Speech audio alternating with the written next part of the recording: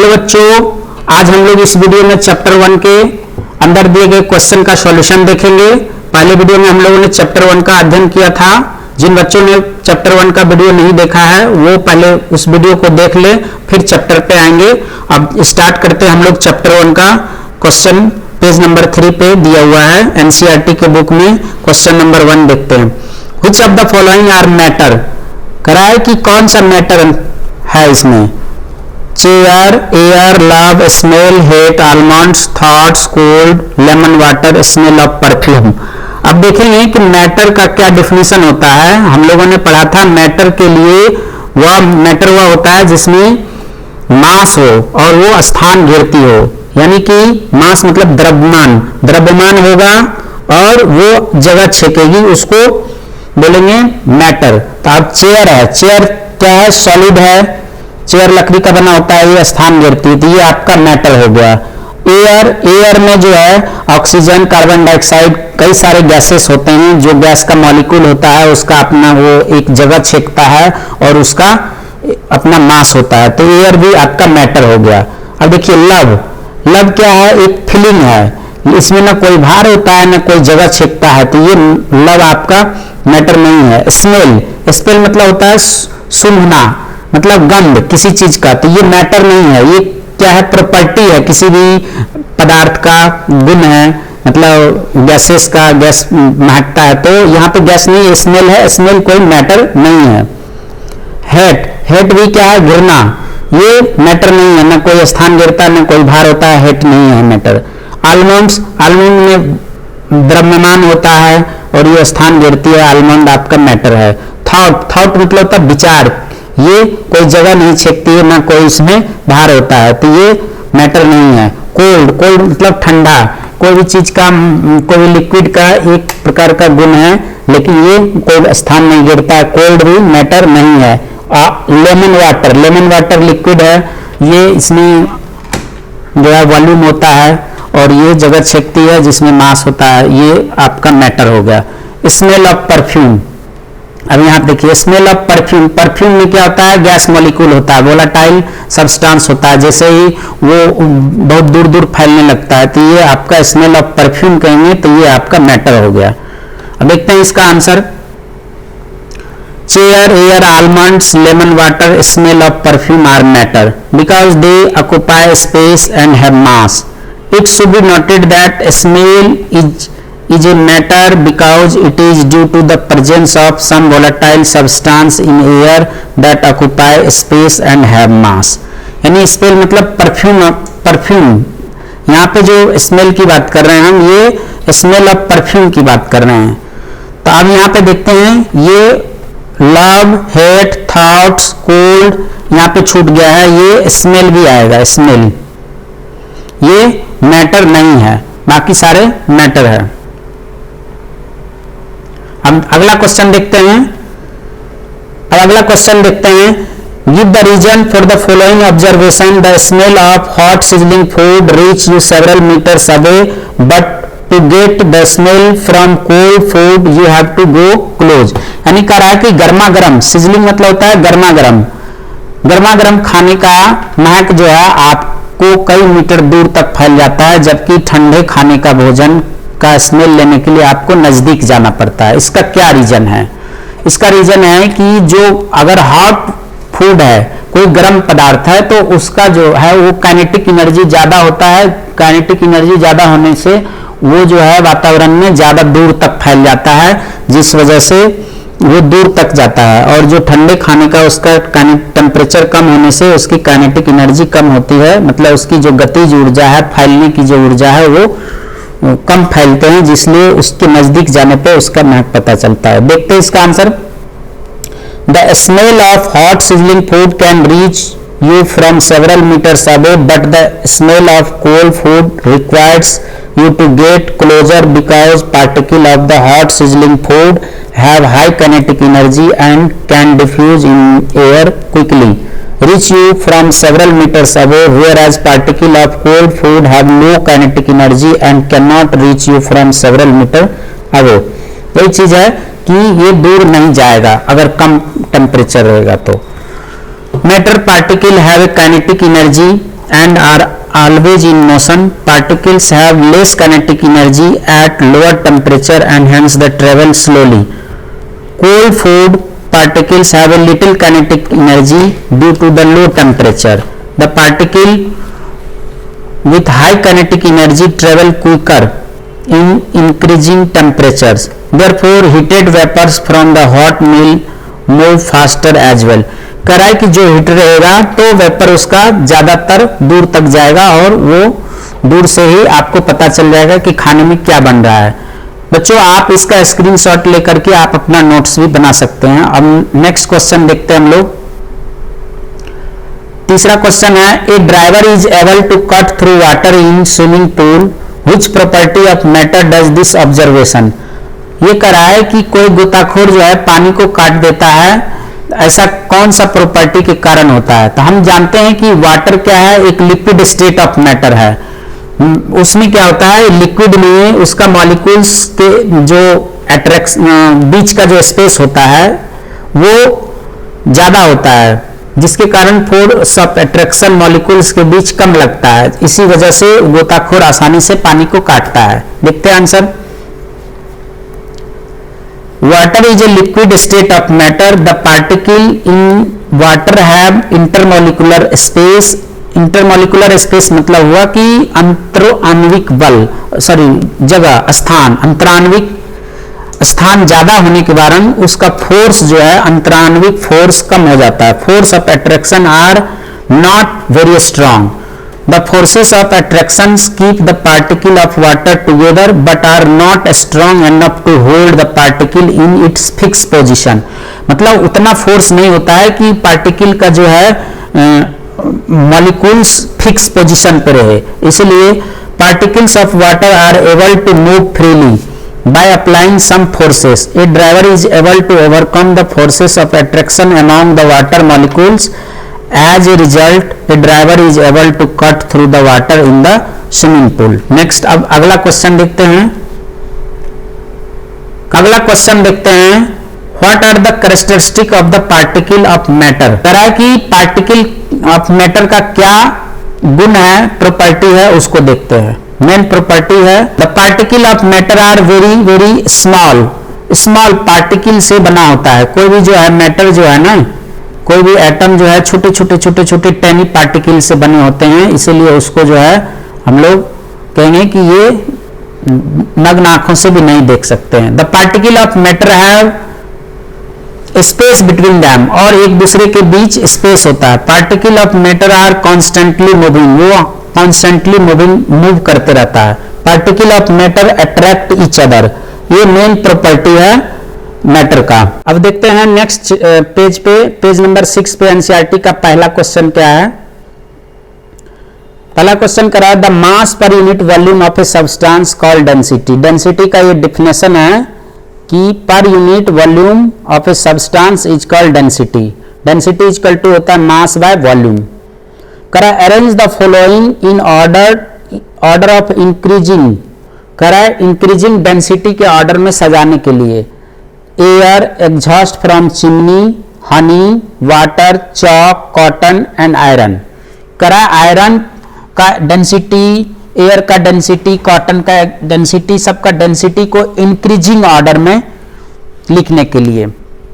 तो देखते हैं इसका। करा order of density of state of matter. जैसे गैस का सबसे कम होता है डेंसिटी, क्योंकि उसके मॉलिक्यूल दूर दूर फैले होते हैं, फोर्स ऑफ अट्रैक्शन कम होता है। तो गैसियस स्टेट का डेंसिटी बहुत कम होता है, लिक्विड का उससे ज्यादा होता है, सॉलिड का सबसे ज्यादा होता है। तो इंक्रीजिंग ऑर्डर में हम देखेंगे गैसेस में कौन कौन से है। जैसे एयर हो गया, तो एयर का सबसे कम होगा एग्जॉस्ट फ्रॉम चिमनी। चिमनी से जो धुआं निकलता है उसमें क्योंकि कई सारे पार्टिकल होते हैं, वो कण होते हैं, ऐश के कण होते हैं, राख के कण होते हैं, तो उसका डेंसिटी ज्यादा होगा एयर से। तो पहले सबसे कम एयर, फिर एग्जॉस्ट फ्रॉम चिमनी, और उससे कॉटन जो होता है, कॉटन रुई, जिसको रुई बोलते हैं, तो उसका होगा। फिर वाटर का होगा डेंसिटी, उसके बाद फिर हनी। वाटर थिन होता है, मतलब पतला रहता है जिसे, और हनी उससे गाढ़ा होता है, तो वाटर से कम होगा, हनी का ज़्यादा होगा। फिर चॉक, चॉक जिसे हम बोर्ड पे लिखते हैं वो चॉक चॉक का उससे ज़्यादा होगा। और आयरन सबसे सॉलिड होता है तो आयरन का सबसे लास्ट में होगा। तो ये इंक्रीजिंग ऑर्डर में है, air, exhaust from chimney, cotton, water, Honey, chalk, iron. Clear. अब नेक्स्ट क्वेश्चन देखते हैं। दूसरा नंबर क्वेश्चन क्या है? Correct tabulated the difference in the characteristic of state of matter. अब देखिए यहाँ पे स्टेट ऑफ मैटर कराए तो हम यहाँ पे पढ़ेंगे केवल 3 सॉलिड, लिक्विड, गैसेस का डिफरेंस, क्योंकि हमने पढ़ा था चैप्टर में 5 स्टेट होता है, solid, liquid, gas, plasma and boss Einstein condensate. तो वो प्लाज्मा और बोस आइंस्टाइन कंडेंसेट को अभी नहीं पढ़ेंगे, जो बेसिक स्टेट ऑफ मैटर 3 है इसी को पढ़ेंगे। अब देखते हैं इसका डिफरेंस जो है क्या है। अब पहला हमने क्या किया है, प्रॉपर्टी को रखा है। प्रॉपर्टी हो गया, और ये solid state, liquid state and gaseous state. अब सॉलिड स्टेट प्रॉपर्टी में क्या है, शेप को लिया है। शेप मतलब होता है उसका आकार। तो सॉलिड में हमने पढ़ा था कि सॉलिड का आकार और आयतन दोनों निश्चित होता है, definite shape and volume. They have definite shape and volume state, solid state का। और इसका जो है शेप डेफिनिट होगा, मतलब इसका आकार निश्चित होगा, आयतन निश्चित नहीं होगा, क्योंकि fluid achieve the state of vessels where they are kept. जिसमें इसको रखेंगे, जिस बर्तन में, वो उसका आकार ले लेगा। गैसियस स्टेट में doesn't have any definite shape, ना इसका आकार और आयतन दोनों निश्चित नहीं होता है, क्योंकि इसको सिलेंडर में भरेंगे तो ये पूरा कंटेनर को फिल कर देगा, जो जिसमें रखेंगे ये बदल जाएगा। तो इसका ना कोई डेफिनिट शेप होता है, ना कोई डेफिनिट वॉल्यूम होता है। रिजिडिटी, रिजिडिटी मतलब कठोरता, ये हाई रिजिडिटी होता है, ये less rigidity as compare to solid, solid के तुलना में इसका कम होता है। और नॉट रिजिड, ये रिजिड नहीं होता है।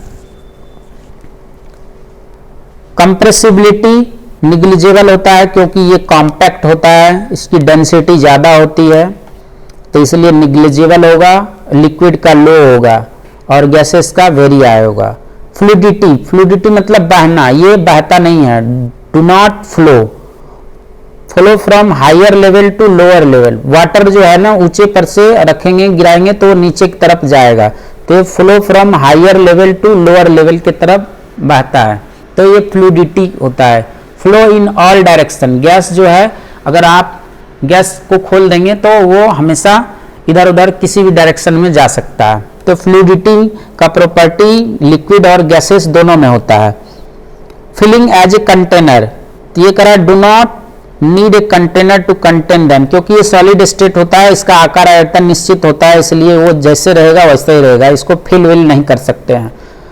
Need a container to contain them, यानी हमको लिक्विड को रखने के लिए, पानी, दूध, तेल, कोई भी चीज को रखने के लिए कंटेनर की जरूरत पड़ती है। Take the state of that holder where in they are kept, जिसमें हम रखेंगे। Need a container to contain them, gases fill a container completely, इसमें भी कंटेनर में ही गैस सिलेंडर में गैस फिल करते हैं, तो इसलिए इसमें भी कंटेनर की जरूरत पड़ेगी और उस कंटेनर को ये कंप्लीटली भर देगा। Kinetic energy, least kinetic energy, fluids have more vitality than solid but not as much gases. अब ये कह रहा है कि solid as much as gases, gas से ज्यादा और वैलिडिटी इसका ज्यादा होता है, काइनेटिक एनर्जी का, मैक्सिमम काइनेटिक एनर्जी, यानी इसमें सबसे ज्यादा काइनेटिक एनर्जी होता है नॉर्मल कंडीशन में, और ये फ्लूइड का जो है गैस और लिक्विड के बीच में होता है, और इसमें मैक्सिमम काइनेटिक एनर्जी होता है। डेंसिटी, हाईएस्ट डेंसिटी होती है, ये लिक्विड और सॉलिड, लिक्विड का जो है सॉलिड और गैसेस के बीच में होता है, और लोएस्ट डेंसिटी होती है इसकी। अब हम लोग नेक्स्ट क्वेश्चन देखते हैं। दूसरा है comment upon the following rigidity, compressibility, fluidity, filling a gas container, shape, kinetic energy and density. करा है कि इस पे कमेंट करिए, इसको डिफाइन करिए एक एक लाइन में कि रिजिडिटी क्या है, कंप्रेसिबिलिटी, सारे पॉइंट्स को देखते हैं। इसका answer rigidity, it is the property of matter to resist the change of its shape. कह रहा है कि रिजिडिटी जो है एक मैटर का प्रॉपर्टी है जो resist the change of its shapes, उसके शेप्स को चेंज करने के लिए रेजिस्ट करता है, जो कि कोई भी चाहे सॉलिड हो, लिक्विड हो, गैसेस को, ये रिजिडिटी उसके शेप को बदलने से रोकता है। Compressibility, it is the property of matter in which its volume is decrease by applying forces. करा कंप्रेस करते हैं गैस को तो उसका वॉल्यूम कम होते जाता है, कम होते जाता है। तो ये कंप्रेसिबिलिटी, ये भी स्टेट ऑफ मैटर का प्रॉपर्टी है और इसमें volume is decrease by applying A forces, force apply करते जाएंगे, प्रेशर देते जाएंगे तो उसकी कंप्रेसिबिलिटी कम होते जाएगी, मतलब डेंसिटी बढ़ते जाएगा मटेरियल का, state of matter. Fluidity, the tendency to flow and it is the property that is shown by liquid and gases. अभी हमने देखा फ्लूइडिटी जो है लिक्विड और गैस में होता है, मतलब बहने का गुण। ये tendency to flow and it's the property that is shown liquids and gases में। Filling as a gas container, on filling a gas takes the shape of the container. Gas को जिसमें रखेंगे कंटेनर का शेप ले लेगा। अब shape क्या होता है, हैविंग डेफिनिट बाउंड्रीज। कोई भी शेप मतलब उसका आकार कैसा होता है, उसका बाउंड्री ही डिफाइन करता है उसका shape. Kinetic energy, it is the energy possessed by the particle of matter due to its motion. उसके मोशन के कारण जो भी एनर्जी होता है वो काइनेटिक एनर्जी कहलाता है। अब है density, density it is the ratio of mass per unit volume. अभी पहला चैप्टर में पढ़ा था, पर unit mass per unit volume is called density, यानी density is equal to mass by volume. अब अगला देखते हैं, अगला question, give the reason a gas fills completely to vessel in which it is kept. करा है कि गैस जो है कंप्लीटली वेसल्स को फिल कर देता है, क्यों, इसका क्या रीजन है।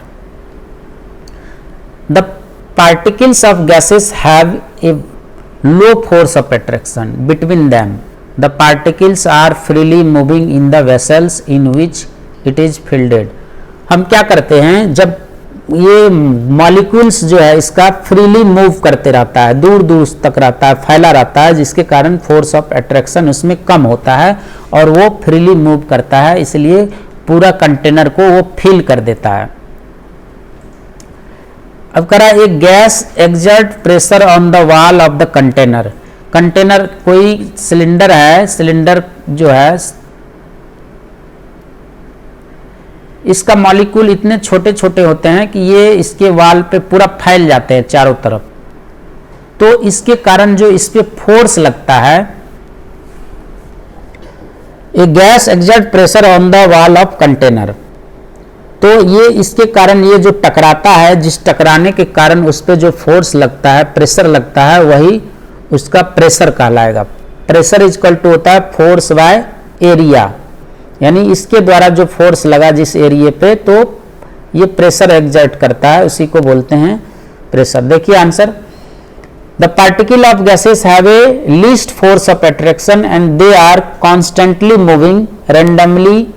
The particles of gas hits the wall of the container and hereby applying force and hence pressure on the wall.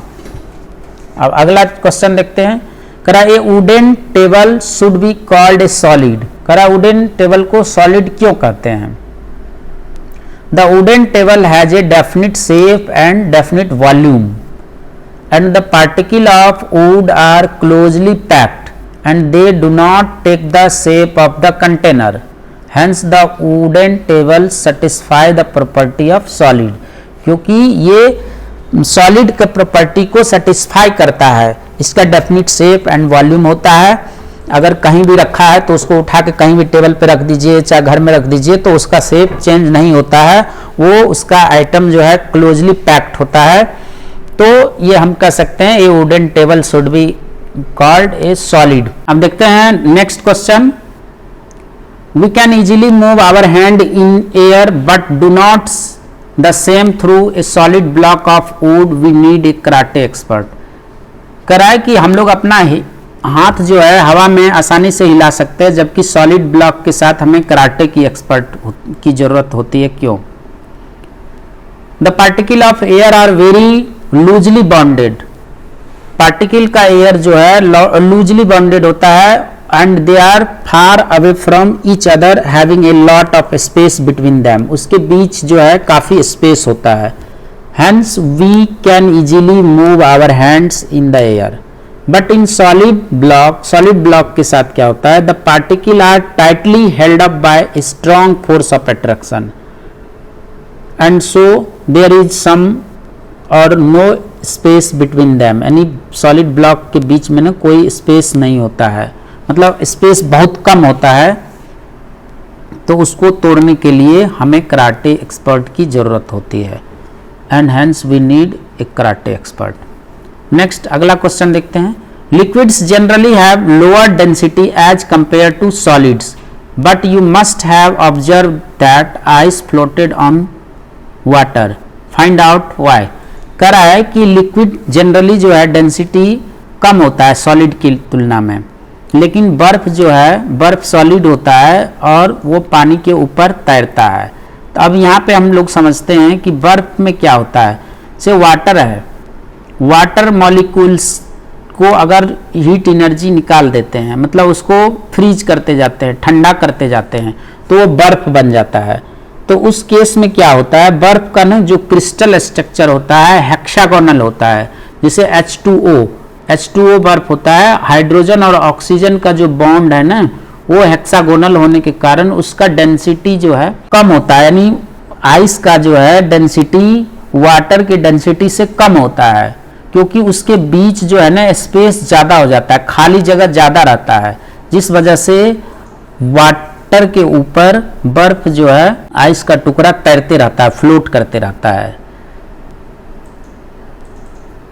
Ice is a solid, it has a large amount of space between its molecule, and these space are larger as compared to space in water molecules, thus the volume of ice is greater than water, and hence the density of ice is less than water। a substance with low density than water can floated it on it।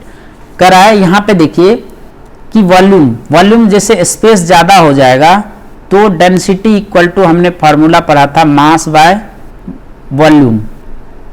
स्वाभाविक है कि अगर volume बढ़ जाएगा तो density का मान कम हो जाएगा। अगर मान लो कि 1 kg बर्फ है, 1 kg बर्फ का वॉल्यूम को बढ़ा देंगे तो यहाँ पे मान लो कि 1 मीटर क्यूब से डिवाइड करेंगे तो डेंसिटी का मान 1 हो जाएगा।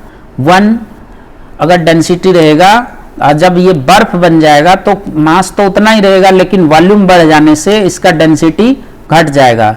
तो अप्रॉक्स 0.998 कुछ होता है इसका, और वाटर का 1 मीटर क्यूब पर।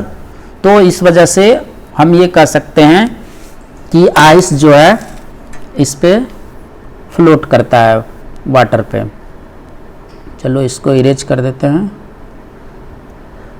आप इसका स्क्रीनशॉट ले सकते हैं। अब हम लोग देखते हैं पेज नंबर 9 पे जो क्वेश्चन है उसका सॉल्यूशन देखते हैं।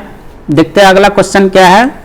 क्वेश्चन नंबर 1 है, correct convert following temperature to celsius scales. Kelvin में दिया हुआ है, सेल्सियस में चेंज करना है। तो हम लोग फार्मूला जानते हैं, C बराबर क्या होता है K-273। तो अब यहाँ पे K का वैल्यू दिया हुआ है, तो C इक्वल टू पहला आंसर देखते हैं A नंबर का, तो 300 माइनस 273 माइनस कर देंगे तो ये क्या हो जाएगा, 0 में से 3 गया 7 और ये 27 डिग्री सेल्सियस, यानी ये पहला ये हो गया। अब फिर आप इसमें भी दूसरे में बी में क्या करेंगे, C equal to 573 minus 73 minus कर देंगे तो ये हो जाएगा 0 0 और 300 डिग्री सेल्सियस। ये हो गया। अब अगला क्वेश्चन देखते हैं। What is the physical state of water. करा है physical state of water. Water 250 degree Celsius पे किस कंडीशन में रहेगा फिजिकल में। तो हम जानते हैं कि 100 डिग्री सी पे वाटर जो है बॉयल होना शुरू हो जाता है। वाटर बॉयल होना शुरू हो जाता है। तो यहाँ 250 पे क्या हो जाएगा, बिल्कुल सारा गैस में कन्वर्ट हो जाएगा। तो फिजिकल स्टेट में क्या हो जाएगा, 250 डिग्री सेल्सियस पे गैसियस स्टेट में। 100 डिग्री सी में क्या होगा, 100 पे बॉयल होना शुरू हो जाता है। तो ये दोनों केस में रहेगा, वेपर और लिक्विड में। Liquid state plus vapour state, liquid plus gaseous दोनों कह सकते हैं। अब अगला क्वेश्चन देखते हैं। For any substance, why does the temperature remains constant during the change of state? करा कोई भी सब्सटेंस में ड्यूरिंग चेंज ऑफ करा कि टेम्परेचर देते हैं तो रिमेन कांस्टेंट क्यों रहता है। During the change of state of any matter heat is supplied to the substance. जब हीट देते हैं the molecules of this matter use heat to overcome the force of attraction between the particles. At this period of time temperature remains constant. This extra heat is required by the molecules in the form of hidden heat called latent heat to change from one state of matter to the other state. अब ये करा है कि अगर हम ये समझते हैं, इसे अगर ग्राफ से समझते हैं, ये टेम्परेचर का ग्राफ है और ये हीट सप्लाई कर रहे हैं। तो इस दौरान क्या होगा कि जब आप कोई सॉलिड आइस है, आइस का एग्जांपल लेते हैं तो यहाँ से स्टार्ट करते हैं। ये अगर टेम्परेचर देते हैं आइस में तो टेम्परेचर 0 डिग्री से, मान लीजिए कि ये 0 डिग्री टेम्परेचर पे ये पिघलना शुरू हो जाता है। बर्फ पिघलना 0 डिग्री से स्टार्ट होता है, लेकिन वो तब तक 0 डिग्री नहीं रहता है, बढ़ता नहीं है टेम्परेचर, 0 डिग्री पे ही रहता है कुछ देर तक। जब पूरा बर्फ बदल जाएगा पानी में तब उसका टेम्परेचर बढ़ना चालू होगा। तो यहाँ से यहाँ तक ये हो गया लेटेंट हीट ऑफ फ्यूजन, यानी गुप्त ऊष्मा। और फिर ये यहाँ पे वाटर स्टेट में आ गया, चेंज ऑफ स्टेट। जब ये चेंज हो रहा था तो ये हो गया। अब ये वाटर जो है, फिर वाटर का टेम्परेचर बढ़ने लगेगा। ये यहाँ पे ये 0 डिग्री है, ये जब जाएगा 100 तक, 100 डिग्री तक, 100 डिग्री सी तक, और फिर इसका टेम्परेचर कांस्टेंट हो जाएगा, तब आगे बढ़ना शुरू हो जाएगा। तो ये यहाँ पे 2 गुप्त ऊष्मा होती है, एक यहाँ पे gaseous latent heat of fusion और लेटेंट हीट ऑफ, ये गैसियस फॉर्म में जो हीट लगता है vapour, latent heat of vaporisation बोलते हैं इसको, और ये होता है लेटेंट हीट ऑफ फ्यूजन। तो यही चीज कह रहा है कि during any substance why the temperature remains constant during change of state. Change of state में क्या होता है कि जो ये मॉलिक्यूल्स का जो हीट एक्वायर करता है, the extra heat is required by the molecules in the form of hidden heat, जिसको हम लेटेंट हीट कहते हैं, वो इसको स्टेट को चेंज करने में लगा देता है। तो वो हो जाता है, ये 2 स्टेट में होता है, जब ये एक सॉलिड से लिक्विड में आएगा तब, और लिक्विड से गैसियस स्टेट में आएगा तब। ये दोनों, ये गुप्त ऊष्मा कहलाता है, लेटेंट हीट कहलाता है। अब अगला क्वेश्चन देखते हैं। Suggest a method to liquefy atmospheric gases. Atmospheric gases को लिक्विफाई कैसे करेंगे, मेथड समझाइए। तो देखते हैं, the atmospheric gases are kept in a cylinder with a piston fitted on it and by cooling and applying pressure on them the gases can be liquefied. जब हम क्या करेंगे, इसके लिए ये प्रेशर को बढ़ाते जाएंगे और कूल करते जाएंगे, ठंडा करते जाएंगे, तो उसका जो है, इस चित्र से देखते हैं, इसमें क्या है कि एक सिलेंडर है, इसका पिस्टन है और ये कॉर्क लगा हुआ है। इसको प्रेशर बढ़ाते जाएंगे तो इसका मॉलिक्यूल्स नज़दीक आते जाएगा और ठंडा करने पे ये लिक्विफाइड फॉर्म में आ जाता है। अब अगला देखते हैं पेज नंबर 10 पे क्या क्वेश्चन है। Why does a desert coolers cool better on a hot dry day. कह रहा है कि गर्मी के दिनों में यानी शुष्क दिनों में कूलर का जो है ठंडा ज्यादा ठंडा क्यों होता है। The outer wall of the cooler gets sprinkling by water constantly. The water evaporates due to hot dry weather. An evaporation causes cooling of inside air of cooler and this cool air is sent in the room by the fan. देखते हैं ये figure से समझते हैं। ये warm air है, ये pump के थ्रू जो है, पंप से क्या होता है वाटर नीचे से आता है और ये फिल्टर पे आता है। ये जो है ये घास का रहता है बना हुआ जाली, इस पे पानी आता है और ये गर्म हवा, इसमें फैन अंदर लगा रहता है, ये फैन से ये हवा को सक करता है। तो ये एटमॉस्फेयर से गर्म हवा आता है और ये वाटर मॉलिक्यूल्स के साथ ये अपना एयर, ये वाटर जो है इसका हीट एनर्जी गर्म हवा से अपना तापमान यानी एनर्जी को एब्जॉर्ब कर लेता है और टेम्परेचर कूल हो जाता है, यानी 18 से 25 डिग्री कूलिंग कर देता है। तो इस तरह से ये कर रहा है कि कूलिंग का प्रोसेस होता है। अब अगला क्वेश्चन है, देखते हैं। How does the water keeped in an earthen pot यानी मटका becomes cool during summer.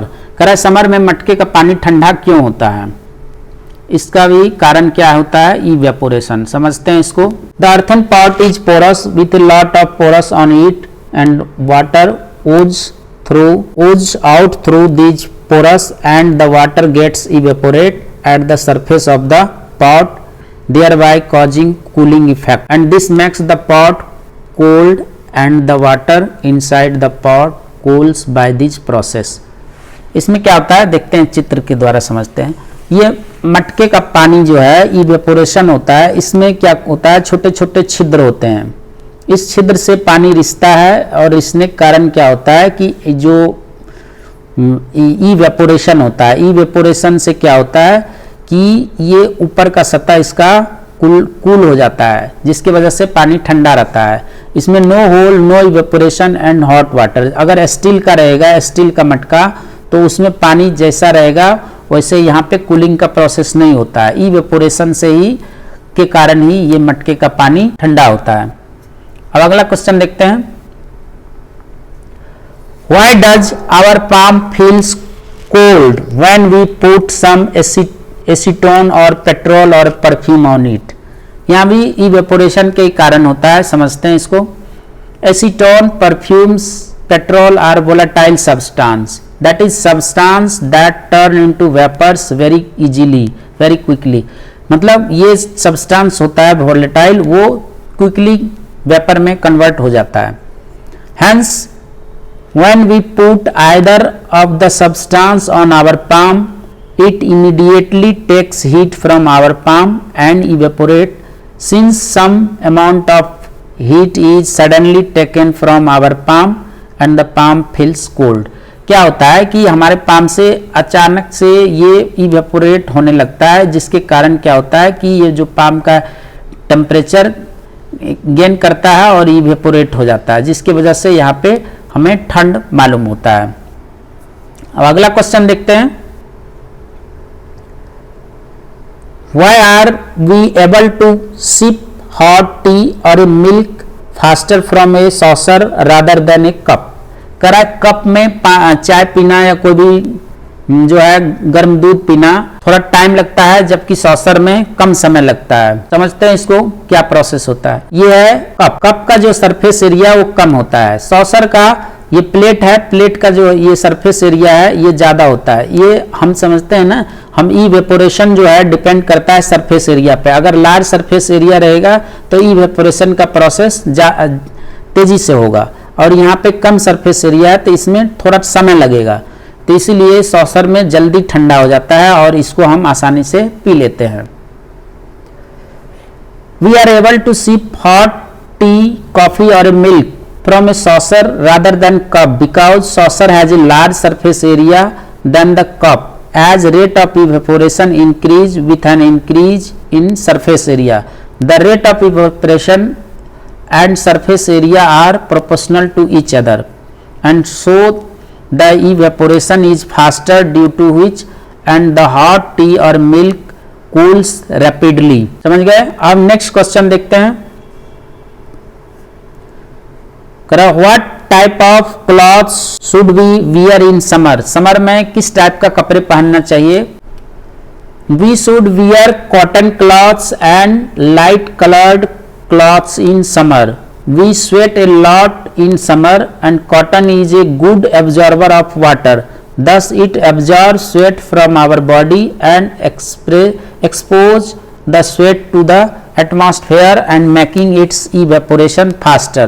Evaporation से हमको कूलिंग होता है, जैसे कॉटन कपड़े में एब्जॉर्ब कर लेता है और इवेपोरेशन स्टार्ट हो जाता है, जिसकी वजह से हमें ठंडक मतलब शरीर जो है ठंडा महसूस करता है. इसलिए गर्मी में हमें लाइट और कॉटन कपड़े पहनना चाहिए, लाइट कलर्ड. अब नेक्स्ट वीडियो में हम मिलेंगे चैप्टर के एक्सरसाइज के वीडियो के साथ. Thank you.